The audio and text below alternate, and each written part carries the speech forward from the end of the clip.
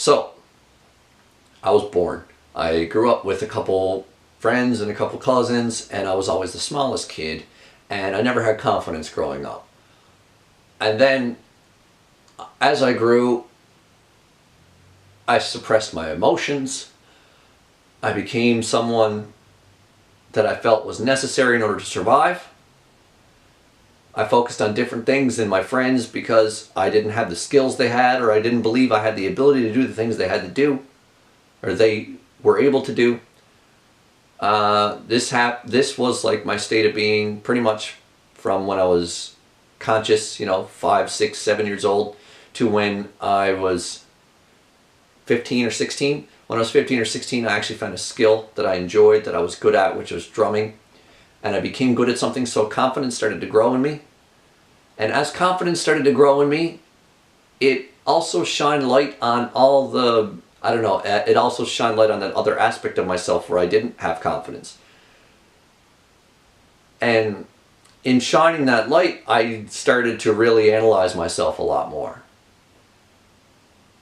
Like I did subconsciously as a child, I would analyze my thoughts and analyze my speech and my actions just to make sure I wasn't causing conflict for myself. But as I grew older, I actually used to look at myself and I would say, I'm confident now, I'm happy now, because I've got this skill and I've got these friends and I've got this life and a lot of things go my way and I really enjoy it. But I still had that other side of me that always said, these things make you happy, but in the back of your mind, you're still an unhappy person. I still had this mentality. I still had this belief, like it was a concrete belief, that I will always be that unhappy person. No matter how much I distract myself and how much I'm happy in the moment, when the moment's gone, when the experience is done, I thought I would be done being happy. And at my core, I was someone who was just not a happy person. That's the way I seen myself. So I thought that would be my life. So in a way, I kind of accepted it. I just said, this is just my life and that's how it is. But at the same time, I was subconsciously, in a way, looking for new ways to actually understand happiness, because I knew it had to be something solvable. A part of me knew that I would eventually get to a point that my intellect would save me, that my way of thinking will bring me to a point of understanding. So I really truly believed that by definition I was an unhappy person. I didn't use the word depressed. I never liked the word depressed when I was a kid. I even used to judge people who said they were depressed because I didn't see myself that way. I didn't identify with it. And it used to make me mad, or I used to have disdain for the people who'd identified with their depression, who said, I'm a depressed person, that's just who I am, and there's nothing I can do to change it. But even at that age, when I felt like at my core I was an unhappy person, I always felt like I had the ability to change it to some degree. And I knew how to make myself happy temporarily, but I just knew it took work. So I seen these people who identified as depressed, and I didn't see them doing the work. Because I was always trying to find happiness, even though at my core I had this fear. I had this constant fear that I would never actually achieve it, that I would always be the unhappy person. So I looked for it in different ways. And I found that many times that I felt truly happy, it was times where I was less conscious. Like I always had a good time when I drank with my friends. My worries would fall away and we would just have fun and say ridiculous things and make each other laugh. And then the next day we would all be together in the same house, hung over together and talking about all the crazy, ridiculous things we did the night before, and we would laugh again. And we had that togetherness. It was that camaraderie, that brotherhood that made me feel whole and complete. And I thought that was what made me a happy person. I didn't really think that was what made me a happy person, but in a sense that's what made me feel better on a day-to-day basis, knowing that I had such good friends. And I used to judge people who would put their entire being into a relationship with just one person. I used to scoff at my friends that would get a girlfriend and then never hang out with their friends anymore. And I would see them as someone.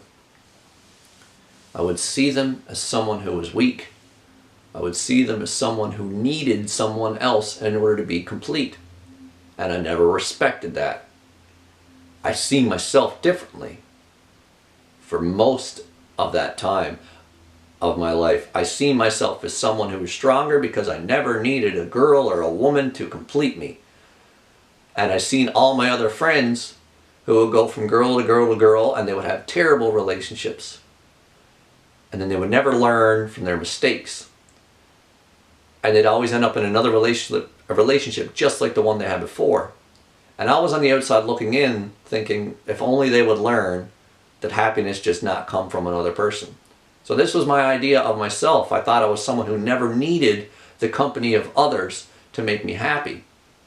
But it's something I realized wasn't the case when I got to really analyzing myself years later.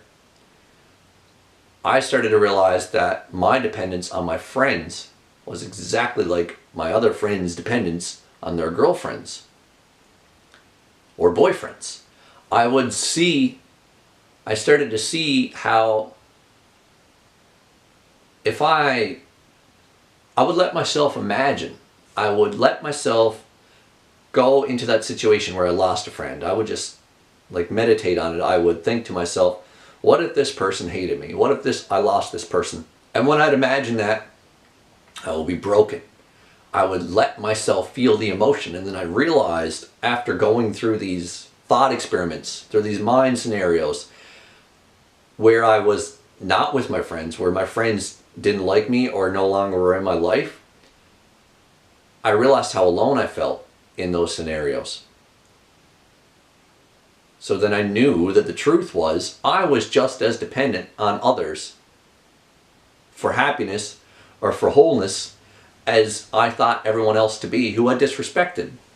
This is one of the things I realized when I changed. So like I said, I got those skills, I got my friends, I got some sort of identity. I started to have an identity that I was actually proud of.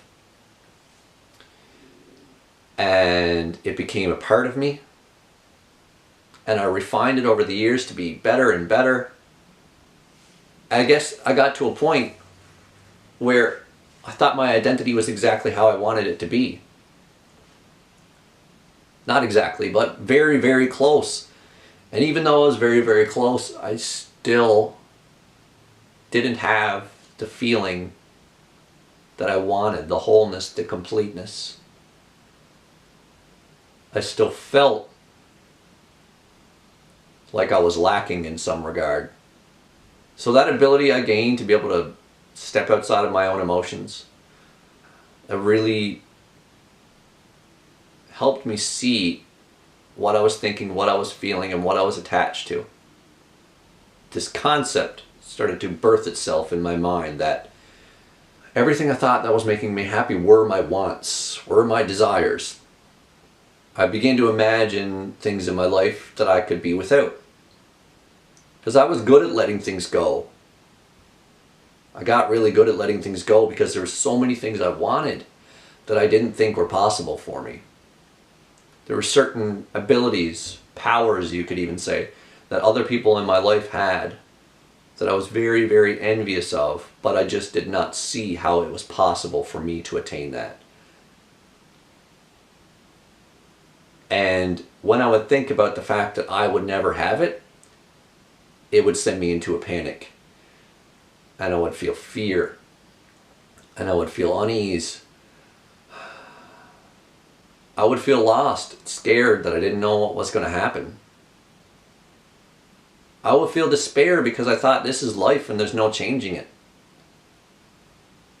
That's just how it is. Some people have better lives than others, and I'm one that was born with a shitty life.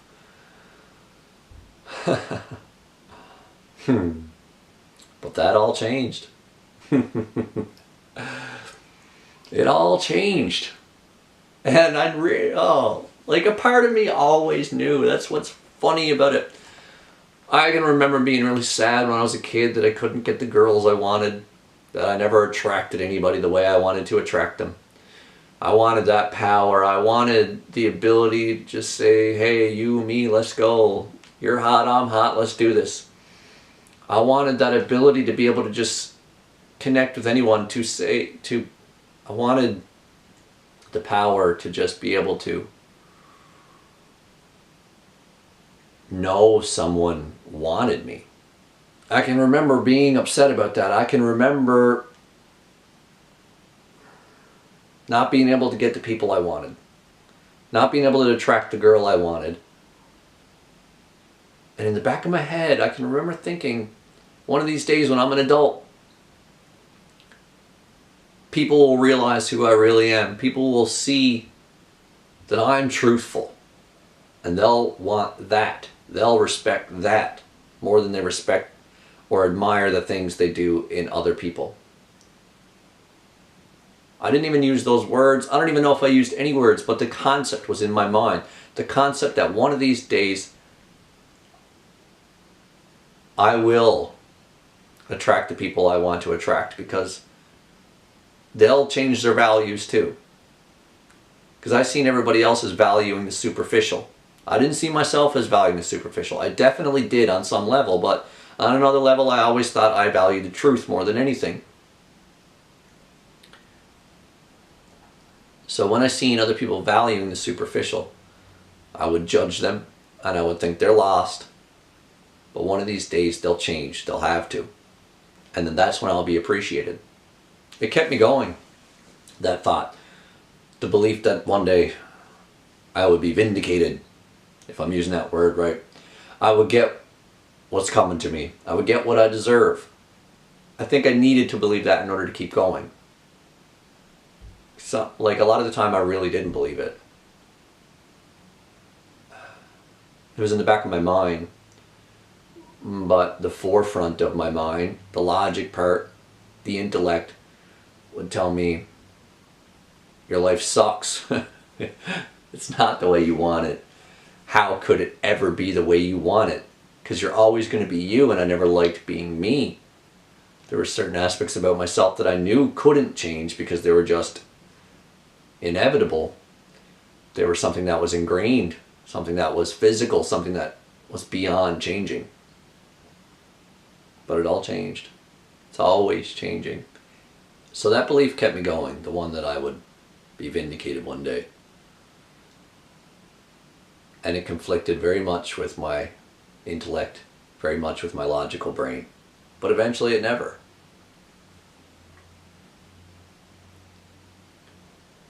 I keep wanting to go back and describe the change that happened to me. But so much happened that it offers me the question, where do I begin? Not even where do I begin, but how do I tell it? So many different things occurred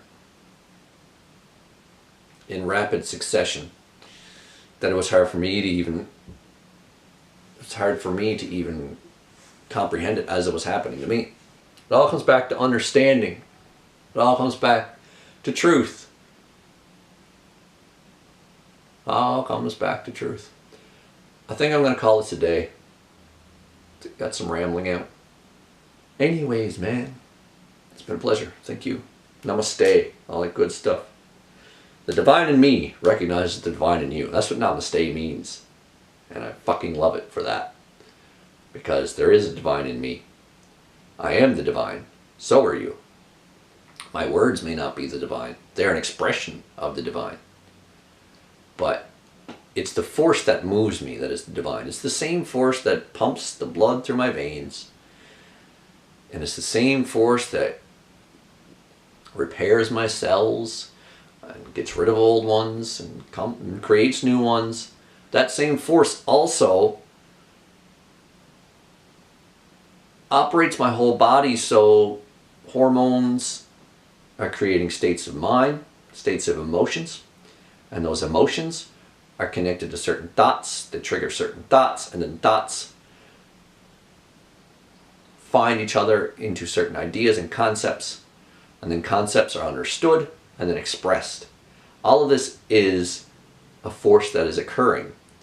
This choice for me to speak is no different. It's not governed by something different. than the things that grows a tree, or like I said, pushes the blood through my veins. It's all just a mathematical happening. It's all just an occurrence. Even the description of the occurrence, even me describing how this works, is a consequence of that force operating on itself. Thank you very much. This has been fun. Until next time.